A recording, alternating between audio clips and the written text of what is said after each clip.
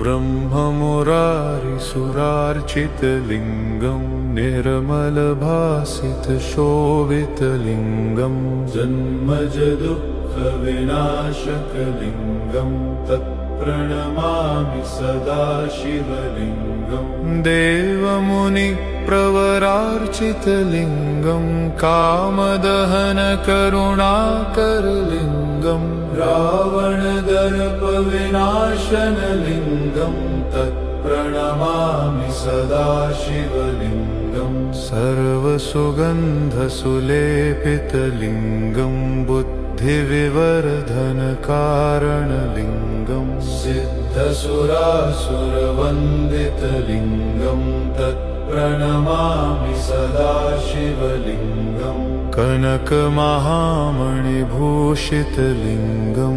फणिपतिवेष्टितशोभितलिङ्गं दक्षसुयज्ञविनाशनलिङ्गं तत्प्रणमामि सदा शिवलिङ्गं कुङ्कुमचन्दनलेपितलिङ्गं पङ्कजहारसुशोभितलिङ्गं सञ्चितपापविनाशनलिङ्गं तत्प्रणमामि सदा शिवलिङ्गं देवगणार्चितसेवितलिङ्गं भावैर्भक्तिभिरेव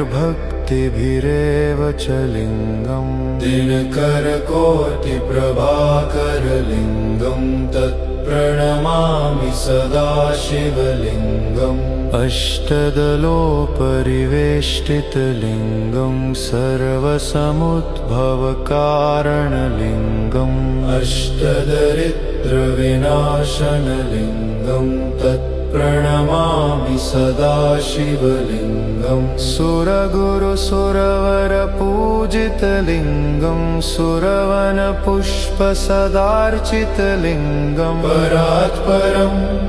परमात्मकलिङ्गं तत्प्रणमामि सदा शिवलिङ्गं लिङ्गाष्टकमिदं पुण्यं यः पठेत् शिवसन्निधौ शिवलोकमवाप्नोति शिवेन सह मोदते हर हर महादेव।